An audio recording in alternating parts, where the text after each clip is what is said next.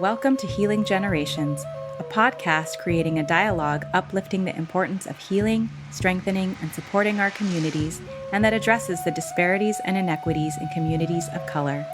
Healing Generations is brought to you by the Healing Generations Institute, a collaborative initiative of the National Compadres Network and the Brotherhood of Elders. Be sure to subscribe to stay up to date on our new releases. Well, blessings to everyone. My name is Jerry Teo. We want to welcome you once again to the Healing Generations podcast. We're very blessed to have you today to be able to listen and to share and for us to journey, really looking at how we can heal generations and also bring the medicine of generations to present day so that we can really be better equipped to live our lives with a sense of goodness and balance and well-being, but also be able to share the teachings and the medicine, if you will, to that next generation. You know, I want to begin by thanking Creator, thanking all the ancestors and that have come before, and ask them to join us, to guide us, to bless us today. We also thank you for joining us and want to acknowledge you and all your ancestors and all those that are connected to you and all those that you work with and live with that way. We are very blessed that way to have you join us. We are honored today to have with us a good friend of mine. I consider him a brother, and one of the, if you will, wisdom keepers in our community. Carries a lot of wisdom, a lot of knowledge. One of the most avid readers that I know, and is also a writer, but is also a practitioner, a chiropractor by trade. So he is a practitioner that shares, healing practices, but he does it more than just physically. His knowledge and his wisdom and his experience, carries much more, and so he carries much more. I also know that he's a grandfather, so that brings a whole other aspect with him, and we're very pleased to have Baba Kweli with us today to share with us. We're going to be talking today about how is it that we live with a sense of healing and a sense of balance and well-being in this time in which we're in the midst of a dis-ease, COVID-19, but we're also in the midst of, and this is long time, of racism and inequity and all of those things. And we know that, many of us sheltering in place are struggling, but maybe there's some teachings and blessings that we can learn from this. And Baba Kweli is gonna join us and help share his wisdom to maybe give us some insights in some ways. So let me welcome you, Baba Kweli, and have you say a few words. Thank you, Maestro. Yes, my name is Kweli Tutashinda, and I'm a chiropractor in Berkeley, but I live in Oakland. And I've been in the Bay Area for almost 40 years, and I'm originally from Arkansas, and I have 4 children and 1 grandchild, and I've been married for almost 34 years. And I practice in Berkeley. I've been there for 30 years, and I've been in practice for 31 total. I also taught for 32 years in the Upward Bound programs at UC Berkeley and Mills College. I taught English, and I was honored to be embraced with a group of kids from various cultures, from Chicano, Native American, Asian, and African cultures.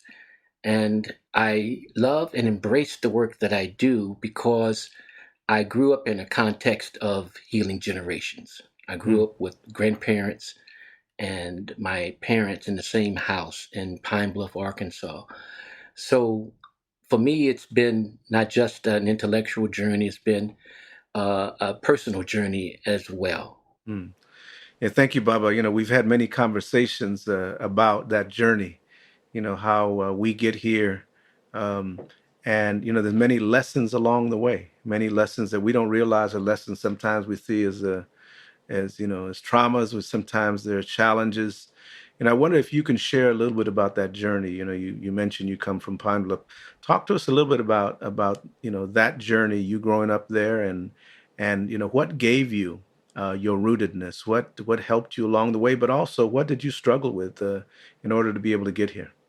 Well, for me, it was always personal. I was quite sickly as a child. I had severe asthma as early as 2 years old, and this was a time when there were no treatments for asthma. There were no inhalers. There was no medicine.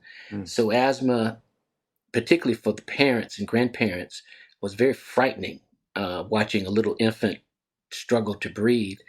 So I think from the earliest memories, I was always, to some extent, concerned with health and wellness, particularly with my own. Even though my parents and grandparents would look at me in fright, thinking that each breath that I was trying to struggle to take would be my last, something inside of me always knew that I was not dying and I wasn't going to die. So I think it kind of developed a positive attitude within myself, and because of being sickly, everybody's always very cautious around you. If I got wet in the rain, my dad would take me home and change all of my clothes and everything. And there were a lot of prescriptions what I couldn't and couldn't do. So it made me try to think positively. And I always had an attitude that I'm not going to give up and I'm not going to give in to this. I was very fortunate to grow up in the house of my grandparents. And my grandfather was very influential in my life. He was old enough to be my great grandfather. He was born in 1870 Mm. during Reconstruction in the South. And his mother had been enslaved. And he was a part of that first, second generation of African Americans that went to college. And he finished college in 1894, and he himself was a health advocate. Mm. My grandmother described certain instances where he even risked the life of his second child. When he had a cold, he wrapped him in these cold sheets with water. And this particular instance didn't go well. And so my grandmother always brought it up to him. But he was into hydrotherapy, and he Mm. was into enemas, and he was into different foods that would replenish him. And he lived to be 98 years old. So when I was born, he was already 86. And because everyone else worked, he was often my babysitter. So if you can imagine a 3, 4-year-old child hanging out with a 90-year-old, um, and he was just very compassionate. I'll Mm. just tell one story. I never saw him run or move fast. So when I was 4, I challenged him to a race. And I was just kidding, really, because I didn't think he would take me up. And everybody in the house was listening, and he said, "Okay, let's go race." So we went outside, my mother, father, grandmother, and he, and they marked off maybe 20 yards or so. And my grandmother called it out. March, set, go. And do you know, he beat me. And he talked smack the rest of the week. And everybody, I was just amazed that he could do that. I'd never seen him move. And it wasn't actually a run, but it was somewhere between a walk, crawl, run. Either way, he got to the finish line first. That And 90-year-old so man beat you, huh? he beat me. So I have these warm memories of him. And then I have memories of my grandmother, who was really my primary caretaker. I could just remember at night being in deep asthmatic spasms, and the only thing that would seem to relieve me would be her rubbing my chest. And this lady would stay up all night long, Wow. rubbing my chest. And so this type of care and experiences kind of molded me. And I didn't make a decision per se to be a physician at that time, but my mother was kind of subtly brainwashing me because her Mm. grandfather had been the first medical physician in Forest City, Arkansas. And so in her mind, she wanted her son to be a doctor. So every year, at least up to 8 or 9, I got one of these little children's doctor bags in which, if you grew up in the 50s and 60s, you probably Yeah. remember these. Yeah, I remember. And it had all the different little play toys, but I would play doctor. So I took on that role with my friends. If they got injured, I'd go get Band-Aids, Even in the ninth or 10th grade, when I had a friend who was kind of a little gangster, and he was out in the streets, and he had a big cut on his arm once, and it really needed stitches, but he wouldn't want to go to the doctor. And I went by his house, and he said, "You got to fix me up, man." So I made up something. I just taped it up, literally. I didn't know what else to do, and it had healed. So through these experiences, I got a certain degree of confidence. And when I was 14, my grandfather saw on television advertisement for Primatene Mist. And up to that point, there had been nothing for asthma on the market. And so I started getting the Primatene. And at that point, I basically took over my own health care. Unfortunately, of course, Primatene Mist has ephedrine in it, and ephedrine speeds up your heart. And so ultimately, Primatene is not the best remedy for your heart because it just it can kind of make it go fast. But at least gave me the confidence and independence to experiment and take on my own healing. And then when I was 20, I decided to change my diet to become a vegetarian. And that did markedly change my overall constitution. And I began fasting, and I studied a great deal of vegetarian authors like Dick Gregory and Viktoras Kulvinskas. And I was actually a pre-med student. And then I got introduced to Eastern philosophy and religion and yoga, and that kind of shifted me momentarily. So I began to study that. So I had a double major of chemistry and philosophy in college, and I took the med school requirements because my mother had instructed me to, but I went on and finished in philosophy. And after that, I became a teacher.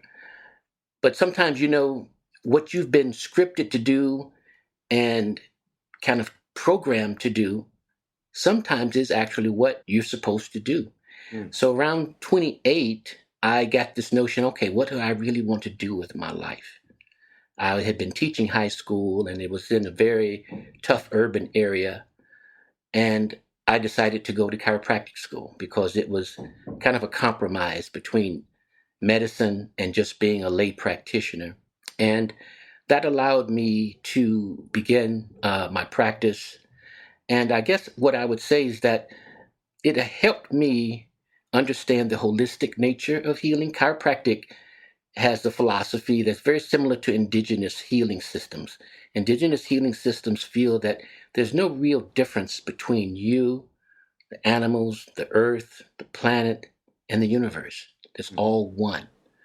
And chiropractors believe there's universal intelligence, and it has an offshoot in each and every living thing called innate intelligence. And that resonated with me, and it allowed me to feel like I was still doing some of the things that I'd been doing before in the same way. So with that, I began to just work with people. In terms of trauma, I would say I grew up in Jim Crow segregation. So some of my earliest memories to some extent are traumatic.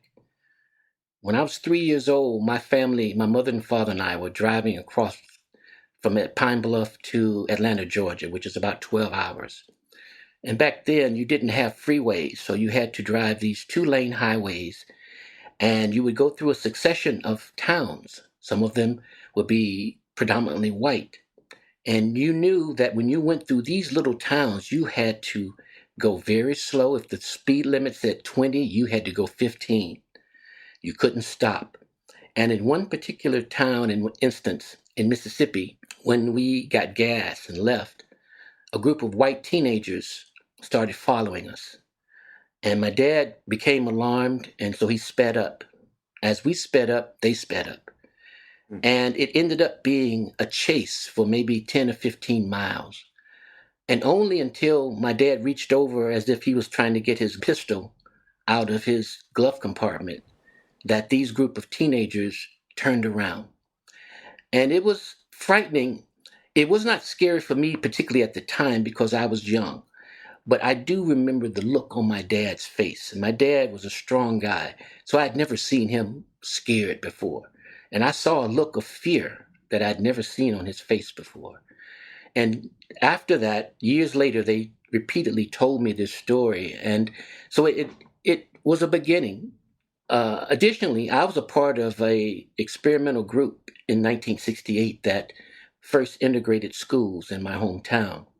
Parents in our elementary school selected 13 or 14 of us who were academically talented as a test case to go to an all white junior high school. And in some ways, this was an experiment to show them, the white citizens of the city, that these black students could compete academically. So literally, we were sat down in living rooms of these parents and given a talk. And basically, they were just telling us, you go over there and kick their butt academically. And so we were on a mission, and we did that. There was a group of us that made mostly A's, and we carried that through high school. And fortunately, that group, we're still tight today because we realized that everybody didn't go through that. And when I left the South, I kind of just took it for granted that, yeah, Jim Crow, everybody knows about Jim Crow, but everybody doesn't. Everybody, even all black people, they didn't go through Jim Crow. So my generation essentially is the last generation that experienced Jim Crow and remember it. There is a group of kids, maybe 4 to 5, 6 years younger than us, including my friend Baba Greg Hodge. They experienced Jim Crow too, but they don't really remember it. They don't remember getting on the back of the bus. I remember getting on the bus and without question just going to the back. I remember going to the theaters and we had a side entrance and we had to go upstairs. And it was called the Crow's Nest. And it was called the Crow's Nest because a crow is black. And the only integrated activity that I experienced up to 12 years old was an event called the Coke Show. Every Tuesday in the summer, the Sanger Theater would sponsor kind of an event. Now, after doing research, I realized this show, in some respects, was kind of patterned after the old minstrel shows of the 19th century, where you had song and dance and people were acting. But in the minstrel shows, they had blackface. In these shows, they didn't. But even in the Coke shows, the black kids had to sit upstairs. When we integrated, it was very strange and foreign to us. And I have to admit, we felt like the white kids were just a whole different group of people. For some reason, the white boys reached puberty before we did. So in the 7th grade, 12-year-old white boys had beards and were already taller. And we were still little, had no underarm hair or anything. And I remember we would go to the bathroom in groups of 3s or 4s for protection. Fortunately, there were no racial incidents. And I still have actually some white friends from that time. And to their credit, they were trying their best to meet us halfway too. And unfortunately, I have to say, some of them experienced extreme trauma 2 or 3 years later when we did experience integration because the tides turned a little bit and many of them were jumped on every day by a group of black boys, kids. And I never intervened because if you intervened, they would jump on you. So there's a certain degree of unsolved and unresolved trauma that all the members of our class have that hasn't been addressed. Even now, we have separate class reunions. Really? And there's no animosity, but there was just no real connection. So these things have shaped me in the ways that have made me understand that it takes a great deal for people to understand each other. And if you don't actually sit down and talk about these things and get them out, you really don't have a way to resolve these type of conflicts. So even now, America has not gone through any kind of truth and reconciliation or any kind of long, in-depth examination of its racial history. And we see the result of that even today in politics, with our country being the most polarized it's probably been since that time. Thank you, Baba. So many things that you said just kind of resonated with me. One of the things that I do want to lift up is, the powerful impact of your grandparents and that rootedness. When you are loved that way unconditionally, when you got a grandfather that will race you at 90 years old, when you got a grandmother that will stay up all night and rub you, you know, powerful medicine. And we don't, Mm. people don't recognize, they'll look at you and say, "Oh, you studied hard, you were smart, you achieved because you applied yourself," and never looking at the rootedness, never looking at that foundational element of loving you, of embracing you, of taking care of you, but also the example of that we can heal ourselves. The other thing that really resonated with me is that even though you were sick, even though you had asthma, and that there was a sense of positiveness about you. There was a sense of, you saw that, hey, no, I'm going to be okay.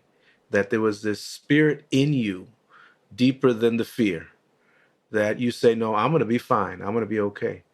So I just want to lift those things up, because often, we don't recognize. And then the third thing is that in your lineage you had examples of medical people, and I don't think that narrative is told. I think very few people know that there were, African American doctors that were in the 1800s, that there were, people that were doing professional medical work, and so we have that lineage in us, both from the traditional medicine and the Western medicine that is within our lineage as well.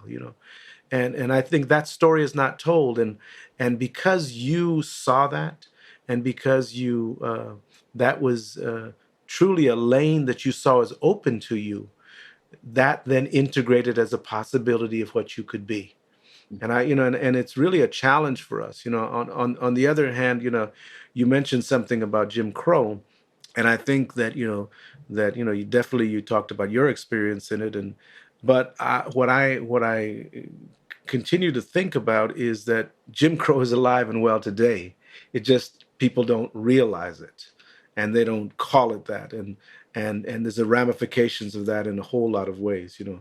Um, what I'd like to invite you to talk about, because it's really important today, is how does that lineage, that trauma, that struggle affect you physically? Because I too had asthma as a child, and I know part of my asthma was because of what my parents were going through. Living in Compton and living in struggle, they had a lot of tension. I saw a lot of difficulty they were going through, and I felt it as a child. And so it interrupted my breathing. It interrupted, and we know now with the ACEs study that the more traumatic factors you have in your life, the more it affects your physical health, the more it affects your mental health, the more it affects. So, can you talk a little bit about that? What is your insight into how does all of this racism and inequity and challenges of living in this world that still hasn't dialogued and still hasn't healed from that generational pain? How does that affect us? What does that do to our bodies, to our minds, and the way that we can try and achieve good health and well-being? Well, you're very correct, Maestro, in the sense that this whole picture is very multi-layered. I think for me, as a 2-year old, one of the things is that many of our parents in the 50s smoked cigarettes. Hmm. I remember as a small child just walking through clouds of cigarette smokes. Both of my parents, all of my uncles and aunts smoked cigarettes. And I can remember being 3, 4, 5 years old, walking through the house, and my parents smoking cigarettes, and they're surmising to themselves, I wonder why that boy got asthma. And I would say, like, wow, I'm wondering too. But now I look back on it, I can't say that that was the reason, but I'm sure it didn't help.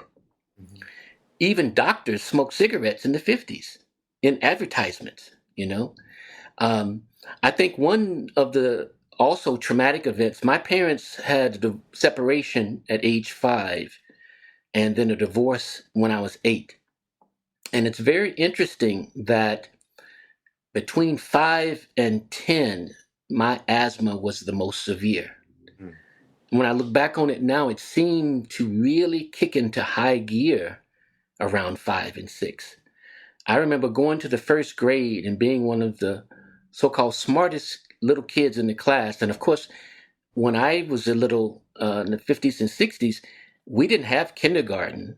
You just went to first grade. You just showed up. And I don't remember, even though my parents were teachers, I don't remember them placing just a huge emphasis on sitting me down and learning ABCs. I'm sure I must have learned ABCs by the time, but I'm pretty sure I didn't know how to read when I got to the first grade. Mhm. And I immediately took to reading. In the first 2 months, I was like, the teachers had groups 1 through 4. And if you were a good reader, you were in the first group. And I remember being very proud of being in that first group. And then I got sick. I missed 2.5 months of school in the first grade. And this was a time when they didn't send you home with any work. You didn't have a computer or an iPad or anything. I was sick. And I went back to school, and the teacher put me in the second group. And my pride was just shattered. And I rushed and read everything in sight for the next week or two and got back in that first group. And I remember missing huge blocks of time during that period. And now I see it to some extent correlates with the troubles that my parents were having in their marriage. And I can't say that it was entirely caused by that, but as we know, children absorb the emotional current and vibrations in the home. They don't have to hear actual words or understand it. Children, particularly infants, they tune into the energy. And the energy of discord can cause discord within the body. And I teach parents now that often when your child is sick or has an accident or an emergency, it's often because you, as the parents, have lost your focus on that child. And this event or emergency, cosmically or metaphysically or spiritually, comes about to draw your focus back to that child. Mm. And I realized that I had several of those kinds of situations, yet in none of those situations did it bring my parents back together, or did it really give them insight per se as to why I may be sick. Yet at the same time, my dad did everything possible he could to alleviate my symptoms, and my mother as well. I had the unique situation whereby I was actually staying with my father. My mother left. In some situations, the father leaves, but my mother left in this situation. She wanted more. And luckily for me, I had the plethora of male influences in my life. I had a father, I had 4 uncles, I had 2 grandfathers, I even had a great grandfather living when I was born. And so I never lacked for positive male influences in my life that encouraged and loved me. So I feel like the overall encouragement and support and love within my family to a large extent balanced out some of the other misunderstandings they may have had and gave me a good foundation, at least emotionally. I always felt emotionally secure. I never felt as if I needed to grasp for someone else's love. And so I think that has helped me probably the Yeah. most in my life. Yeah, what it brings to mind though, is that we recognize that when there's separation of children from significant adults in their lives, their parents, their mother, father, grandparents, and what it brings to mind is systemically over the years, racism has caused a lot of disconnection. It's caused over incarceration of fathers, of grandfathers. It's caused a lot of children being pulled out of their homes, and mothers being pulled away from their children. And so we know systemically there's a disproportionate number of that happens in children of color and families of color, and then we wonder why, our children have difficulty um, physically. With this COVID right now, we see a disproportionate number of Black and brown families being impacted. And it's not just because of the present circumstances. We recognize it over the years, and I'm sure as a practitioner you've seen this. You've seen how disproportionately it shows up, and they say the body keeps the score, right? It shows up in our bodies. It shows up in our inability to sleep. It shows up with young kids not being able to sit still or pay attention. It shows up, with the frustration of not being able to fix things or make things right. And we see a lot of angry children, because they're treated in a unfair way. But the other things within their home, things are just not right. So, I'm wondering how this shows up for you, as a practitioner, a chiropractor. I go to chiropractors, and I'm tight, and I remember one of the first times a number of years ago, I went to a chiropractor, and because I was, I thought I slept wrong, right? So I went there, and I said, "What's my neck, man? I slept wrong." He says, "No, your whole body's out of line." I said, "What?" He said, "Oh yeah, your whole body's out of line." I said, "Well," so he, assessed my spine, everything, cracked me up, and then shifted my bones and all kinds of stuff. And then he says, "Now stand up." And I said, "Whoa." And I was kind of lightheaded. He says, "How do you feel?" I said, "Whoa, I don't know. I feel," I said, "lighter." He said, "That's what you're supposed to feel." True. But see, I was so used to feeling crooked and tight that became my norm. And I think for a lot of people of color who have had to struggle through so much difficulty, so much oppression, so much stress, that sometimes they think that their body being tight, they're not being able to sleep, they're being angry, they're being fussy or frustrated is just the norm. And so, how does that show up for you? With the people that you see. Well, I guess when patients come in, particularly an accident case, they are often amazed because one of the first things I tell them that there's no such thing as an accident. Mm. And they say, "What? There's no such thing as an accident. Everything that happens often for a reason." And I tell them, I don't profess to know the exact reason, but I do know there is a reason. So I'm throwing it back on you to try to go within your life and assess what the reason, what's the message.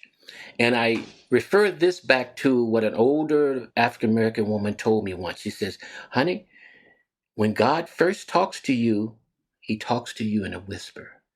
But if you don't listen, he'll holler at you. And you don't want God hollering at you through your body. Our body, like you said, Maestro, keeps a score. Every memory, every assault, every good and bad thing that happens also registers within your body. And your body has memory. Now a whole field has developed from that called somatics. But the ancients knew it because that's why they did ceremonies. That's why they fasted.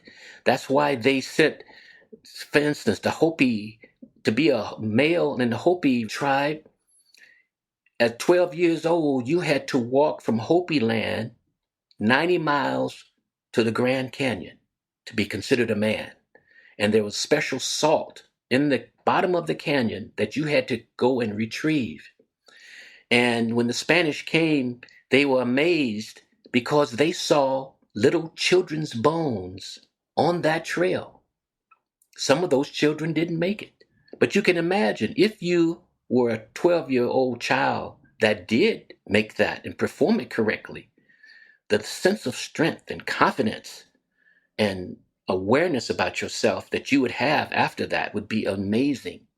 So we're now rediscovering some of the things that our forebears have known for thousands of years, that everything that you go through registers in your body. And that's why sometimes when you have body work or chiropractic in particular, that you relive past traumas. From our perspective, we call it retracing. And I give the metaphor of an onion. Our bodies are kind of like the onion. When you open an onion, you see these successive layers of thin, almost saran wrap type of layers of skin. And the body, when it receives a trauma and you don't pay attention to it, it will wall that trauma off in like a layer because the body's main function is on survival. Mm.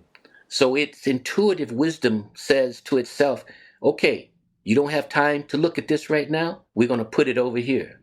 But you're going to have to look at it at some point. Unfortunately, by the time we get a chance to look at it, we've probably had another trauma. Mm. So you get another layer and then another. And after a while, you get this picture of just little knots of trauma in different places in successive layers of the body. And oftentimes, when you go in for treatment, the person has to go back and relive those traumas to get fully healed. So sometimes they experience some things, even some past pain, that hadn't been there before. And as a practitioner, it's your job to inform them. One, because if you don't, they'll blame you for it. Mm-hmm. Two, you want them to take responsibility. This is yours. This is not mine. This is what you are carrying. I am doing a level of treatment that will bring this to your surface, to your awareness. And it then is your job to look at it and deal with it. And the patients or the clients that readily embrace this, they get better and they get a sense of empowerment. For me, healing is a lot about empowerment. I don't try to make my patients or clients dependent on me for their healing. I tell them all, you are the most important person in your healing journey. The things you do every day are way more important than anything I could do in this office. Mm. And I'm here to correct or just guide and maybe help you pivot onto your own healing journey and to remind you that ultimately it's on you. And the people who readily embrace this, they run and go. If they've been conditioned over the years to take advice and always want what the doctor says, they have a harder time because they really want you to tell them what to do. And so sometimes I will tell them what to do, but then I say, even within this instruction, you have to find out when to do it, to what degree to do it, when not to do it. It's still on you.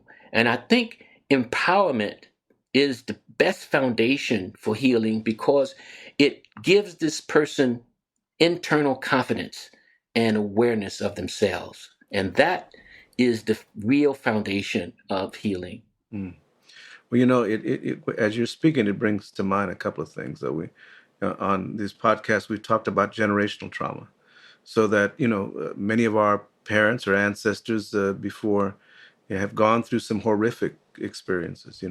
You have some of, our relatives have been through pandemics before, the flu pandemic that happened, earlier in their lives. But that generational trauma, what we say, if it's not transformed, it gets transferred. And so we begin then generations later still feeling, the inadequacy and the things in our bodies. But for me, when I'm working with people, I also tell them that besides the generational trauma, we have generational medicine. We have practices and ways in which we can heal ourselves. I think you mentioned something about traditions and culture. How important is that? I mean, what do you see as, the cultural aspects that are really important for us to consider as we're healing sometimes generations of trauma? Well, I think culture is fundamental because it is the sum total of how you live your life. And for me, I grew up in Southern African American culture, which is rooted to some extent in the experience of having been enslaved.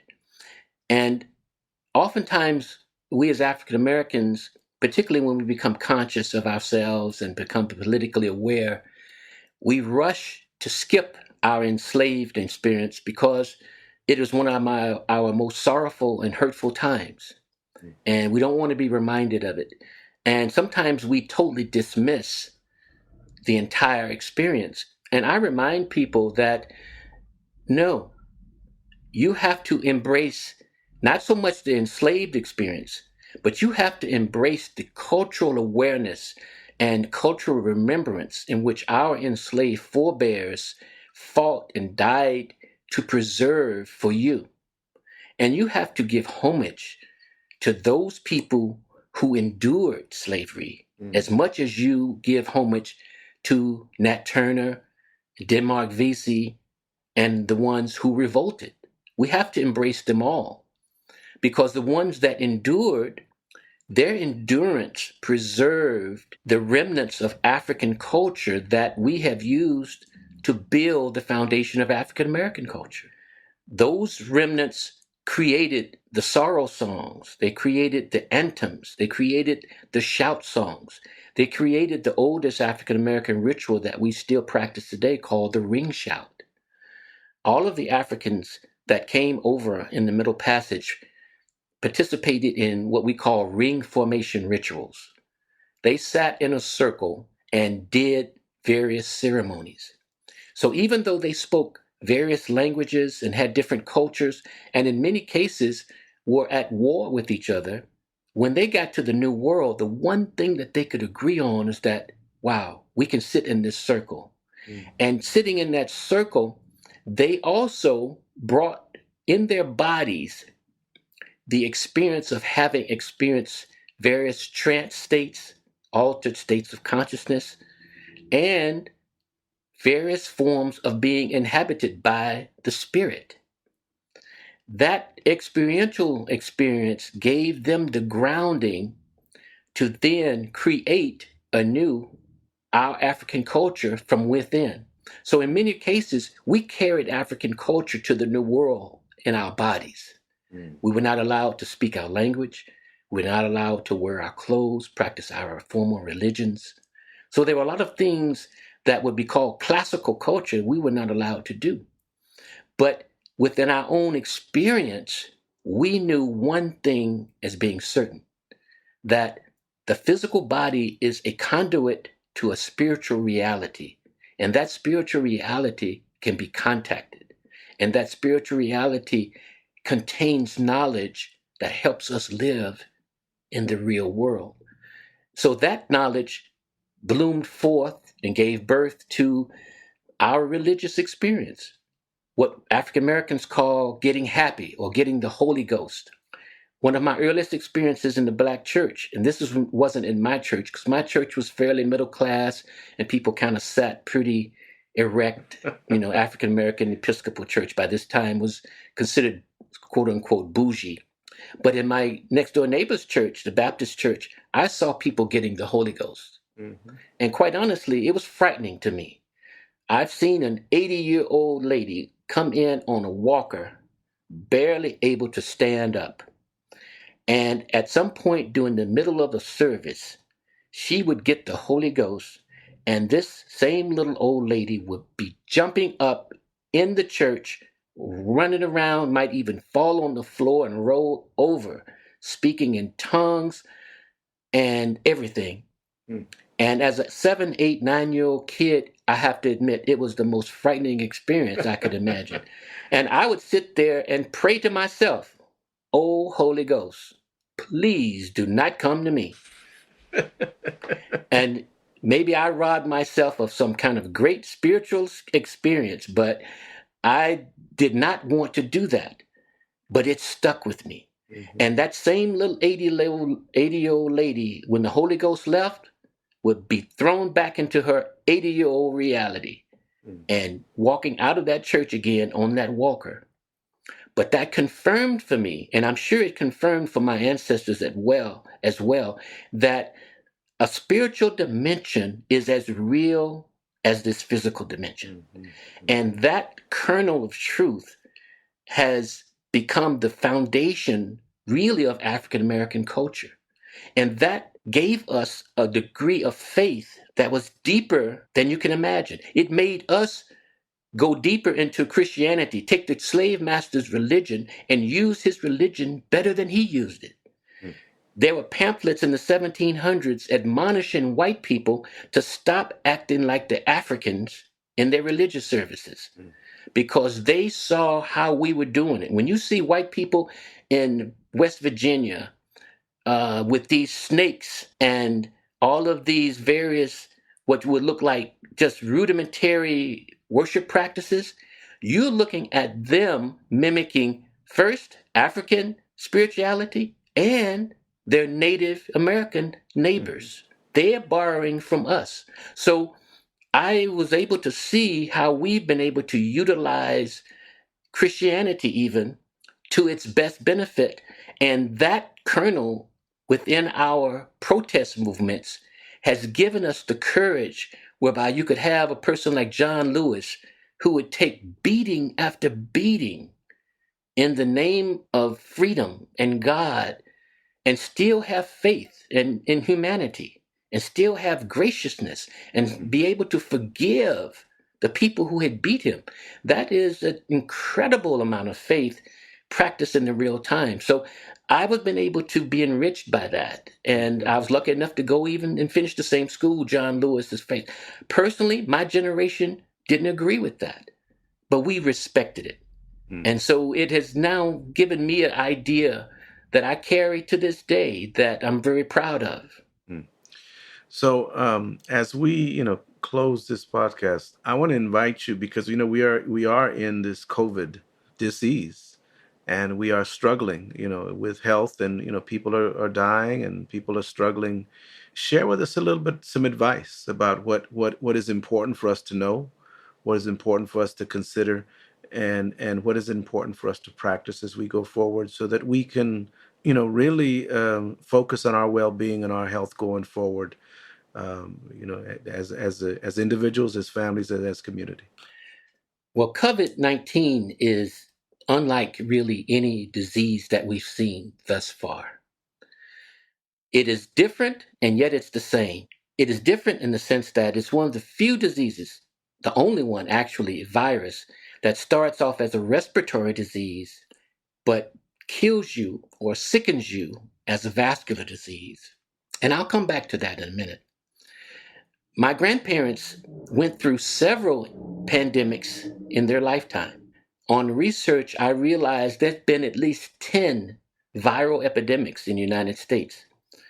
Supposedly, from a virology perspective, we've had a major outbreak every 30 years. My grandparents lived through the pandemic of 1918. They never even talked about it.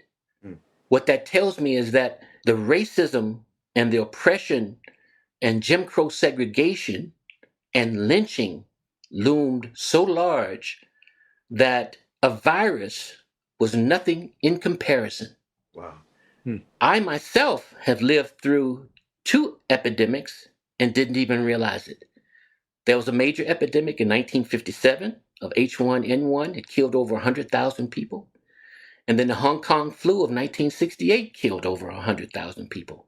I was 12 years old in 68. I don't ever remember even it being mentioned. I do remember reading about the Hong Kong flu.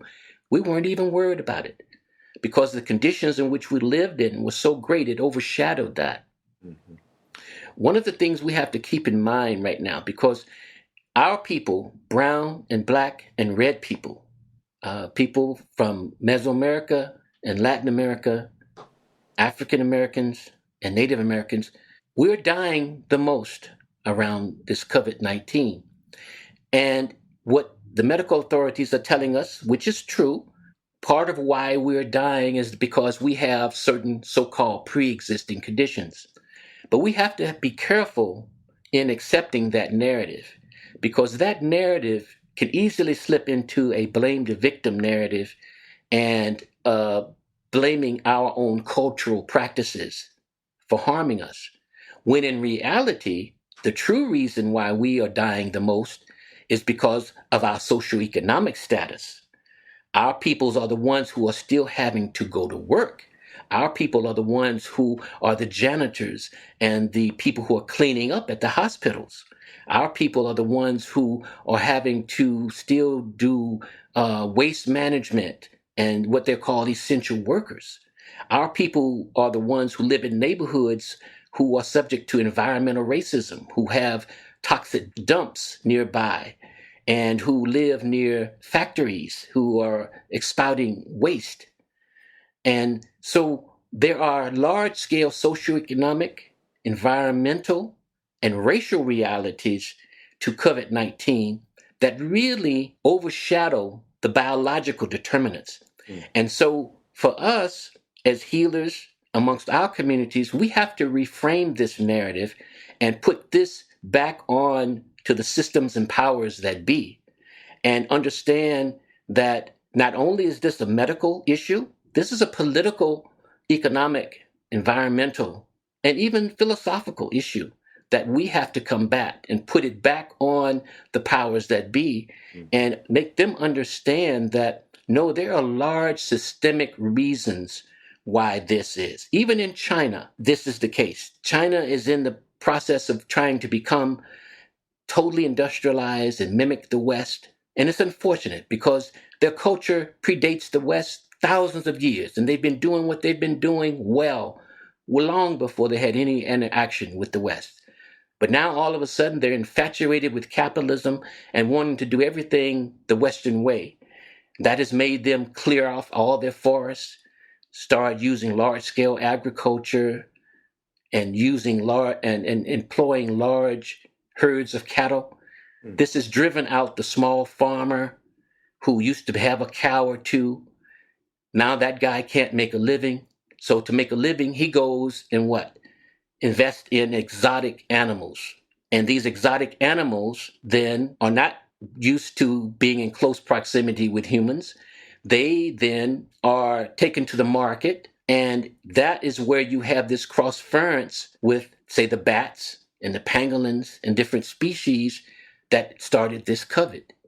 So in many respects, COVID is a disease of capitalism, greed, industrialism, and materialism. And I think on a larger level, it is trying to remind us that we have gotten away from ourselves. One of the, I think, deepest meanings in this is that this COVID shelter in place has required for us to live pretty much like our indigenous ancestors. Yep. Live together 24/7.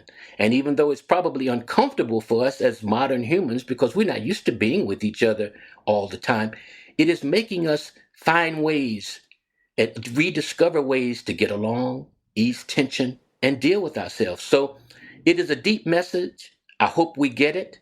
And I know for certain we will survive this. We've survived worse, and that we have what it takes to remind ourselves that we can do everything we need to get by. Well, thank you, Baba. We could talk for much longer on all of this, and we will, offline. But I just really want to appreciate you, for your example, for your leadership, for your truth, for your messaging.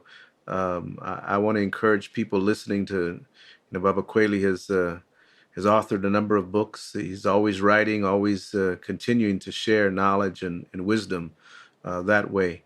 But really just appreciate everything that you do. And I'm sure those people that come to you appreciate you so much more because when they leave, they feel better, right? And we need someplace to go. We need someone to go to sometimes when we all jacked up or don't feel good or all, crunched up. And it's people like you that really provide that example. But you also provide the example for our next generation that we need more practitioners that carry not only that Western knowledge, but carry our ancestral medicine that way. So I want to thank you, and appreciate you for that. Thank you, Maestro. And let me just say, I would like to salute you too, Maestro, because you are one of the people who are instrumental in helping us rediscover ourselves. And your leadership and your experience and your practical humanity has given us a sterling example of what a true healer is as well. And so I want to thank you. Thank you, Baba. As we come to a close of this podcast, I And it just brings to mind the interconnectedness of all of us, and how our historical sense really plays a big role in our dis-ease, but it also can play a big role in our healing together.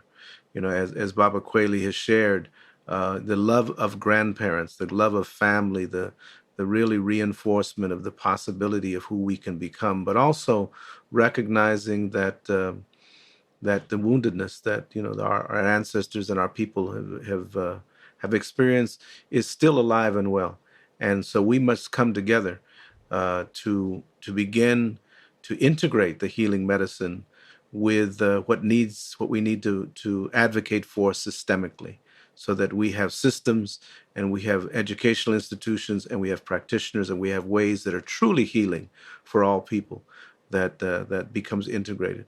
I want to invite you all to continue listening.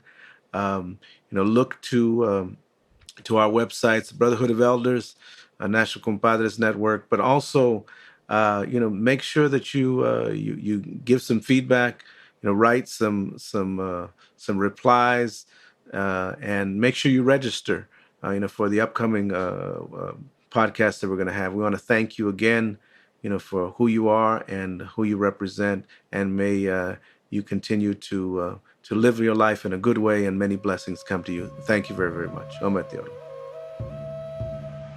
For more information about Healing Generations and the Healing Generations Institute, visit nationalcompadresnetwork.org and be sure to subscribe to stay up to date with our new releases.